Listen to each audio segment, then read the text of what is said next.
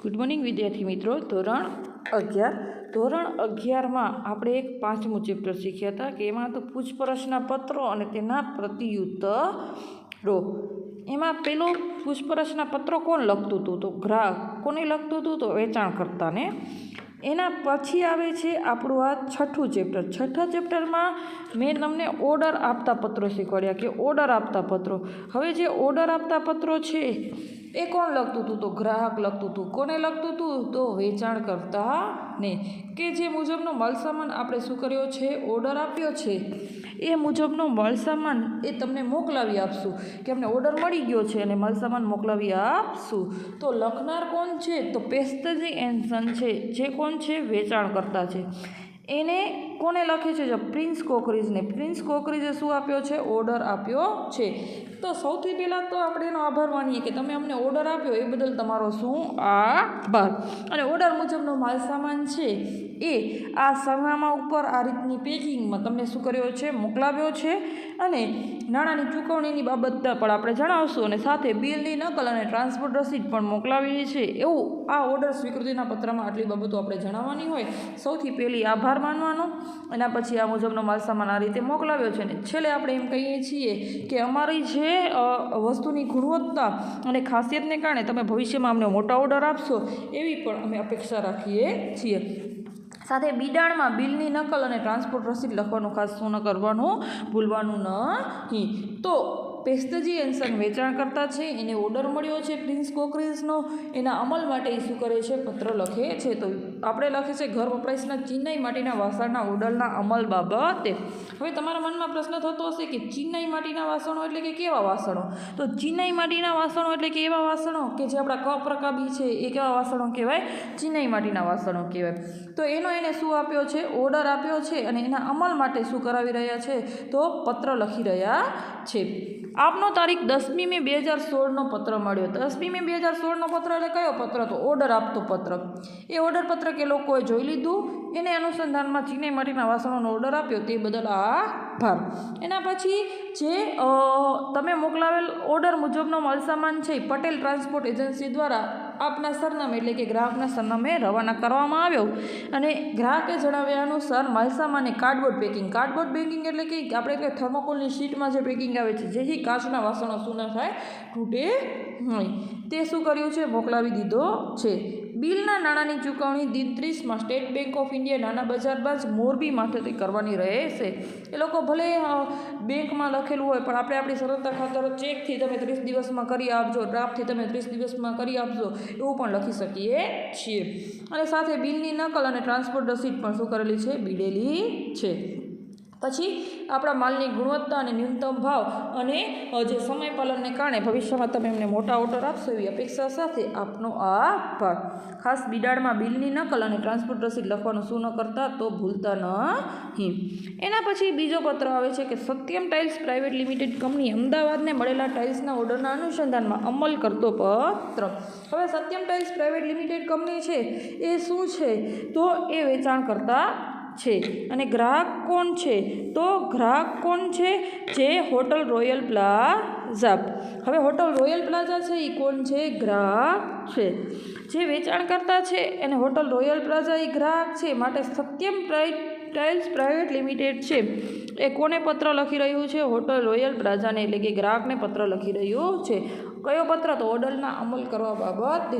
ખાસ પેલી તારીખ આવે કે આપણે અનુસંધાન આપીએ કે 15મી મે 2016નો પત્ર એટલે કયો પત્ર આવે? ઓર્ડર પત્ર. એ ઓર્ડર પત્રમાં હોટલ રોયલ પ્લાઝાએ શું મંગાવ્યું હતું?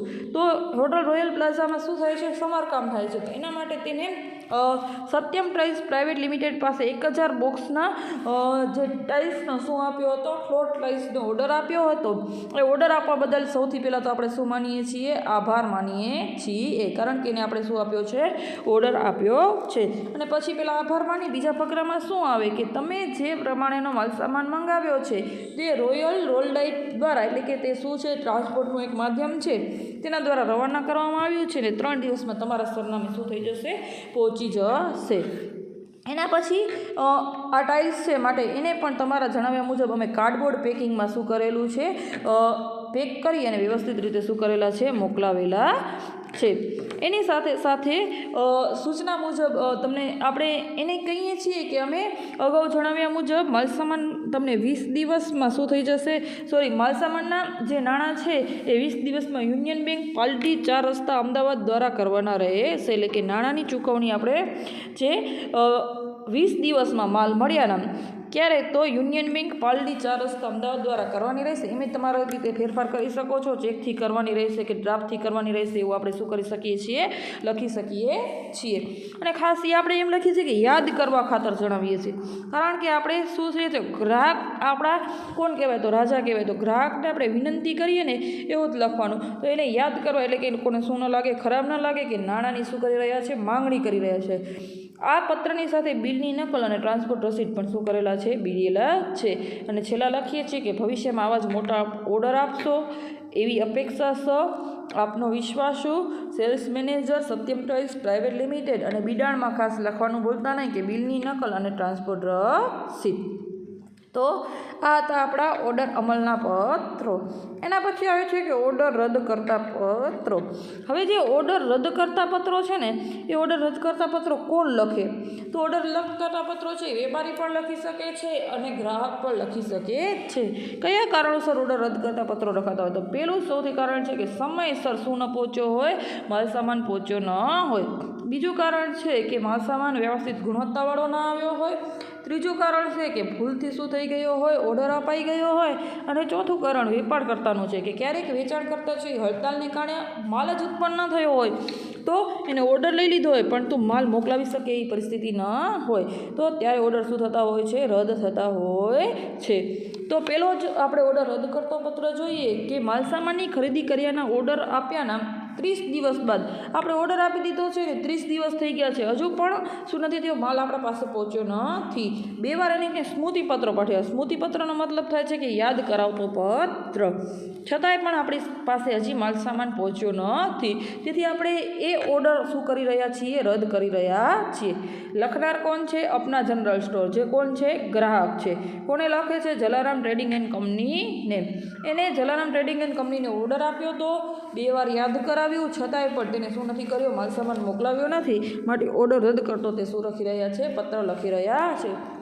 ખાસ 5મી મે 2016ના અમારા પત્ર દ્વારા, એટલે કે 5મી મે 2016નો પત્ર કયો પત્ર હશે, તો ઓર્ડર પત્ર હશે. પહેલાં આપણે જણાવીએ કે આપણે શું મંગાવ્યું હતું, તો સોહમ બ્રાન્ડની વિવિધ શ્રેણીના રેઇનકોટ અને છત્રીઓનો આપણે ઓર્ડર આપ્યો હતો. ઓર્ડરમાં પણ આપણે સ્પષ્ટપણે સૂચના આપી હતી કે માલસામાન મોડામાં મોડો અમને 10મી મે 2016 સુધી મળી જવું જોઈએ. 5મી મે આપણે શું કર્યું હતું, ઓર્ડર આપ્યો હતો. 5 દિવસમાં માલસામાન અમારા સુધી પહોંચે એવી વ્યવસ્થા કરવા આપણે ઓર્ડર પત્રમાં જ જણાવી દીધું હતું. પરંતુ ઓર્ડરમાં જણાવ્યા મુજબનો માલસામાન જણાવ્યા પ્રમાણે નિયત સમયમાં મોકલાવેલો નથી, જેની ગંભીર નોંધ અમે લીધી. ત્યારબાદ હવે 10મી મે સુધી માલસામાન ન પહોંચ્યો. 5 દિવસ રાહ જોઈ. 15મી મે એકવાર યાદ કરાવ્યું, 20મી મે બીજી વાર યાદ કરાવ્યું. 2 વાર સ્મૃતિપત્ર પાઠવ્યા, છતાંય કોઈ પ્રત્યુત્તર આવ્યો નહીં, જેથી માલસામાન મોકલાવેલો નથી. અને પ્રત્યુત્તરે ના આવ્યો ને સાથે માલસામાન પણ મોકલાવેલો નથી. તેથી આ સંજોગોમાં ઓર્ડર રદ કરવાની અમને શું પડે છે, ફરજ પડે છે. એટલે કે હવે ગ્રાહક શું કરી રહ્યો છે, ઓર્ડર રદ કરી રહ્યો છે. હવે પછી ખાસ સૂચના આપી દેવાની કે જો હવે પછી માલસામાન અમારા સુધી આવશે ને તો અમે શું નહીં કરીએ, સ્વીકારશું નહીં. અને જે આપણો આ પત્ર છે, એટલે કે 5મી મે 2016નો પત્ર છે, એ પત્ર દ્વારા અમે અમારો ઓર્ડર વિધિવત રીતે શું કરીએ છીએ, રદ કરીએ છીએ. જેની ખાસ નોંધ લેવા પણ આપણે શું કરી રહ્યા છીએ, વિનંતી કરી રહ્યા છીએ. કારણ કે એક આ લખાણ થઈ જાય કે એ લોકો કે તમે ઓર્ડર આપી દો તમને માલ સ્વીકારવો જ પડશે, પરંતુ આપણે શું પત્રમાં જ લખી દીધું કે જે તારીખે અમે આ પત્ર તમને લખ્યો છે ને એ તારીખ જ અમારો કયો છે, તો રદ કરતો પત્ર છે, જેની અમે વિધિવત રીતે શું કરી છે, જાણ કરી છે.